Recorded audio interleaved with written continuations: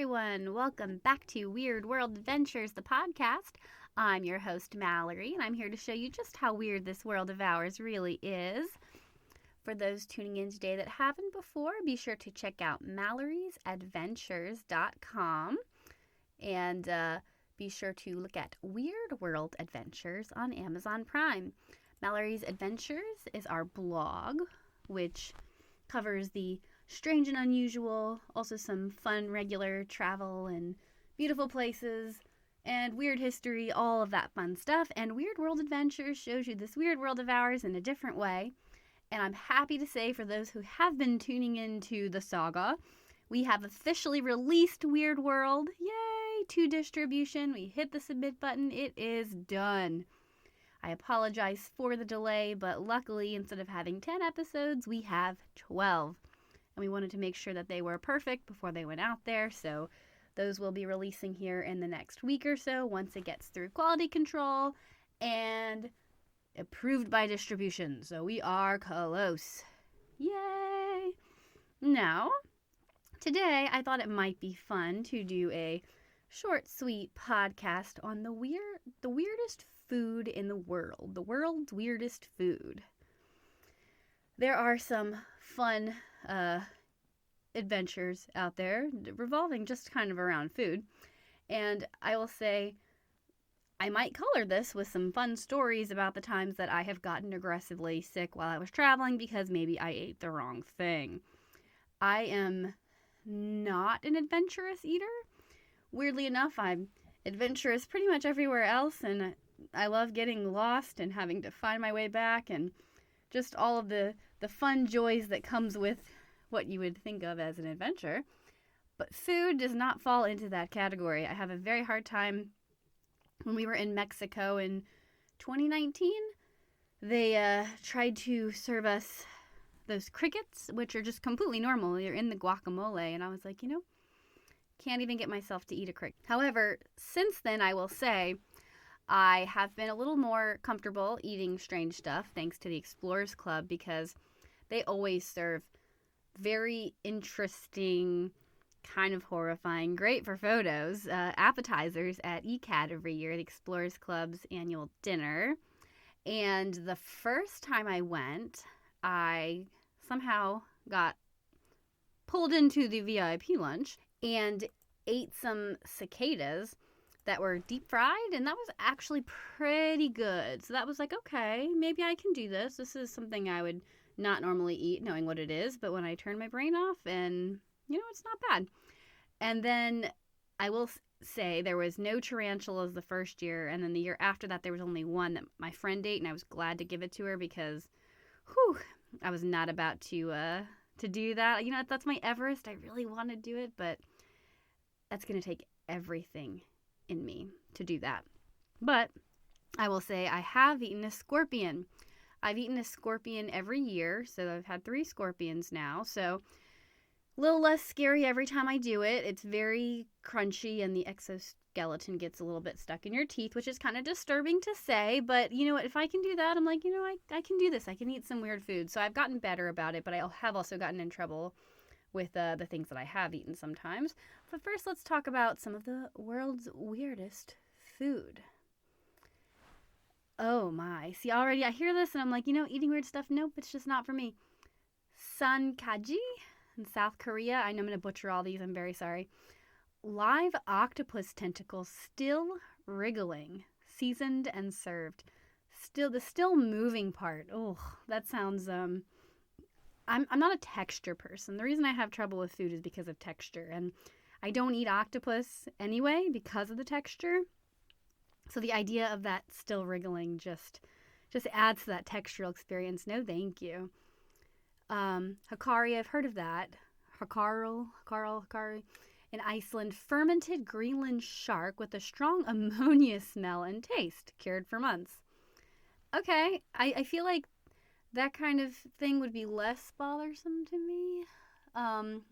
This one though. I've heard of, I don't know how to say it right, balut from the Philippines. A boiled, fermented, fertilized duck embryo, complete with bones and feathers. Nope. See, that's the texture thing. Bones and feathers. Yikes. I feel like there's people out there who would be like, yeah, I'm going to do this, that want to go after these things. That is not me. Shirako in Japan is fish sperm sacs, prized for their creamy, rich texture, often served raw or lightly cooked. Okay. Fugu in Japan is poisonous puffer fish prepared by specially trained chefs. Now, I have heard of that. I know everyone at this point has heard my puffer fish story, but one of my mentors into the Explorers Club that helped me get in was Wade Davis, and he actually found a poison they were using in Haiti to poison people and make them appear dead so they could kind of bring them back and tell them that they were zombies, and it's a whole thing. The Serpent and the Rainbow is a wonderful book. You should read it. That's Wade's book.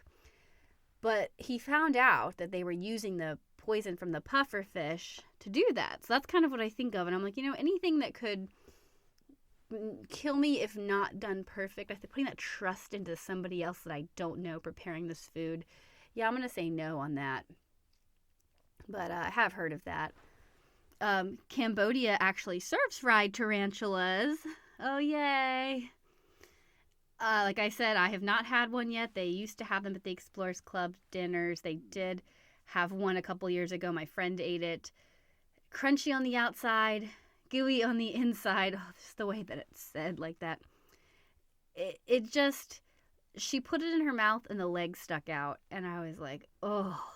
I have a video of it on Instagram at Malorie's Adventures, Malories, if you guys want to see someone eat a tarantula that's been fried on a stick. I do have a Cambodia story, though, that's pretty interesting. I stayed in Battambang, which is a small village about an hour out from Siem Reap. And while I was there, we stayed at this, it was a pretty nice little hotel that we were all staying in, but I mean very small, open, family run. The family was making our meals, and we would bring it with us, for in between our breaks when we were doing archaeological digs in the day. And then we go back. We'd have breakfast there, lunch there, and dinner, and they were very good at preparing things for us. And it was a great traditional Cambodian food with rice. There was a lot of spices, spicy mango and chicken. And the peppers, the really spicy peppers, chopped up super thin, put on everything. It was great. But in the morning, they were trying to cater to an American breakfast. We want to give you a breakfast that would be familiar to you, American. So they had eggs and things that you would expect and toast. And then they wanted to give us potatoes. Americans like potatoes for breakfast. So they did French fries. They're like, Americans, potatoes, French fries. So that was kind of amusing to me that we had French fries there for breakfast every day. But I really like French fries, and I like those homemade crinkly ones you can make, and that's what they had. So I was like, okay, well, I can eat French fries for breakfast. That was great. And we would go into the village sometimes and get some snacks. There was a man that it was kind of like an ice cream truck, except it was a bike. And it had a cooler strapped to the back of the bike, and he would put ice cream in it, and we would get ice cream during our break because he's like, oh, these archaeologists, they really want ice cream. So, and there were days we would actually go into the village, and May, the lead archaeologist's daughter, would get some interesting things to eat there, and she was always fine. And, I feel like there were a few times we risked it, but it was worth it. The food was great, and there was never any trouble. The day that I had to come back, I spent the day in Siem Reap before my flight. And I had decided to eat spaghetti at the nice hotel, thinking, oh, this is the really nice hotel here, I'm fine. That was a mistake. That, of course, was the thing that got me sick while I was there. And, yeah, it was not pretty. I got food poisoning from that, and I was on my very short flight back from Siem Reap to Shanghai. And thank the Lord, I was by myself in my row, so I got to kind of lay flat and was sleeping a little bit on the flight across the three seats. And then it was just like, oh, I'm going to throw up right now. And I ran to the bathroom. Again, it was overnight. It was a very, very light flight, so there was no wait for the bathroom. And I threw up for about 80% of that flight the whole time, just uncontrollable, nonstop throwing up. So that was lovely. And then I get to Shanghai and I have to go through passport control, and I'm like, oh no, they can't know that I'm sick. I can't get detained here. I can't do it. So I kind of, while waiting in this long line, sat on my luggage like, I'm okay. I'm okay. I'm okay. And obviously, I'm sure I didn't look okay because I'm sitting on my luggage. I can't stand up like a human being while I'm going through the line. And I get there and I try my best to be like, I'm fine. And thankfully, the compulsion to throw up had stopped at that point. And then I get through and I get into the airport, and I had a 16-hour layover. And I'm like, what am I going to do here? And in Shanghai, their airport has kind of like levels, and there's this basement level that has a few terminals, a few spots where flights might take off. And luckily, nobody was there. So I kind of went down into the basement, laid across just a row of chairs, and hoped for the best that I would make it. And at that point, I think I threw up a couple more times, and then it was just over, and I was just ill. And I remember just laying there for hours, and then there being a point like I have to get some kind of food in me or I'm not going to make it. And having to go from the basement up two giant escalators up the levels to get to where the Starbucks was and the food, to get like a croissant and some fruit. I was like, I need something that will stay in me. The bread is good, and then I need kind of something else, so I'll get some fruit. And then that journey up the escalators, which really shouldn't have been that hard, was like climbing Mount Everest. Just trying so hard to get up there and feeling so horrible, and having this heavy bag on my back because I had this big backpack I carried with me everywhere that's like suitcase sized. And I made it, thankfully. And after 16 hours in the airport, dying in Cambodia in the basement, I took off and went back to the U.S. And on that really long, I think it was a 12-hour flight. It wasn't terrible, from Shanghai to Los Angeles.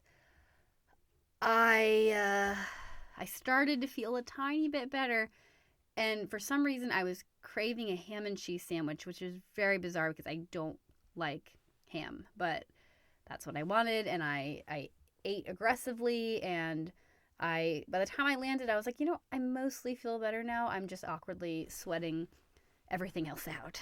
So that was my fun, maybe I'll die here in Shanghai in the airport in the basement story.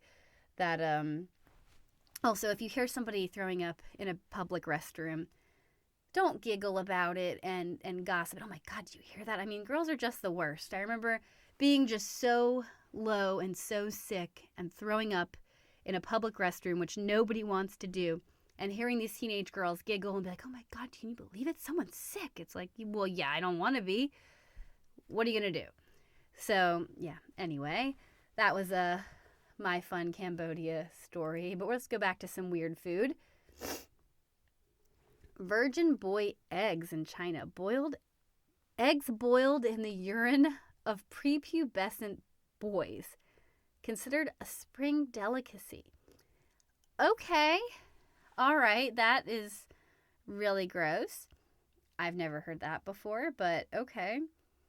Also in China, the century egg, I have heard of that. Eggs preserved in clay, ash, salt, and rice hulls for months. It turns it dark and very like gelatinous. So it's like this gooey, jelly, dark black, purpley egg. I've seen that. And they kind of turn a little bit green too. So hey, green eggs. Rocky Mountain oysters. Bull or pig testicles, battered and fried. No thank you. And that's from the U.S. Look at us eating pig testicles. Canada, jellied moose nose. Boiled and jellied moose nose, often served in slices. Okay, okay. I just don't know what makes people think, I'm going to turn this into food. This has to be good for me. This is great. And then fermented and aged food that's different. Fermented Baltic sea herring, known for its pungent odor, from Sweden. And stinky tofu in Asia. Okay, what, I wonder if there's some other good ones on here. Let's see. Yeah, the live octopus. That's just a classic. I can't even say this. Tavuk goski, chicken breast. It's a dessert in Turkey. It's like strange pudding. A silky smooth dessert made from poaching chicken breasts with spices, sugar, and milk. That just seems different. I mean, that's something that I would try and maybe not be happy about, but hey, it could be really good. That's fascinating. Century-old egg in Hong Kong. Okay. It's a duck, chicken, or quail egg, typically preserved in, this is the same thing before, just in a different name, salt, black tea, lime, ash, for 5 weeks to 5 months, and then it turns the yolk black. Yep, the century egg. Oh, that's some good stuff. The stinky tofu that we talked about. It's just regular tofu placed in a brine of fermented ingredients and bathed for a few days to a few months. I just wonder what makes people try this stuff, or like to make them, not to eat them, but to make them. Yeah, I'm not sure.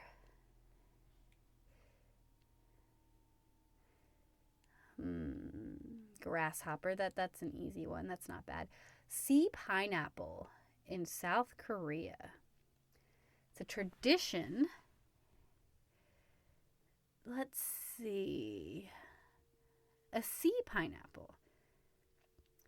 Interesting. Squishy with no spine, and as a result, when it's plopped in front of you, it has sort of a psychedelic wobble.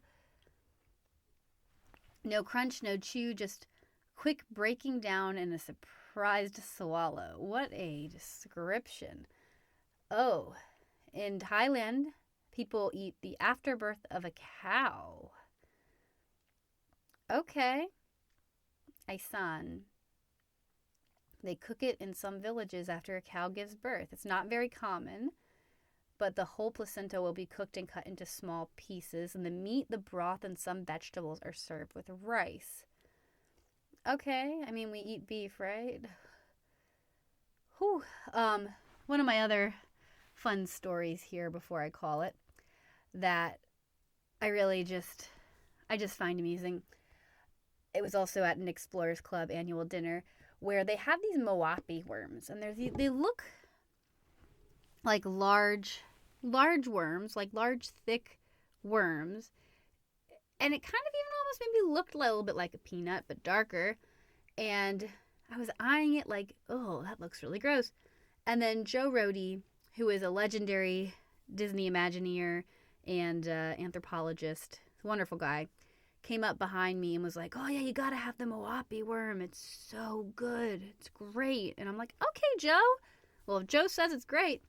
And he's like, put it in the hot sauce. And so I take it and I put it in the hot sauce and it goes in my mouth. And it tasted like a moldy peanut. It like deflated, like a soft, like one of those peanut candies, the circus peanuts, except tasted kind of like a real peanut, except wrong. And that was I regretted eating that. And then it was too late because I'm like, well, it's in there. And the best part is, I don't think Joe was messing with me. He legitimately thought it was great. And I'm like, this, I don't understand, but it was not good. Anyway, I hope you've enjoyed our fun little short episode this week about weird food. We're going to come back with a whole bunch of more exciting, a little bit longer episodes here now that Weird World Season 2 is done. We will be sure to cover and talk about some of the highlights of Season 2 coming up, and make sure that you check it out on Amazon Prime and also on Roku. And be sure to check out Malorie'sAdventures.com. And until next time, everybody,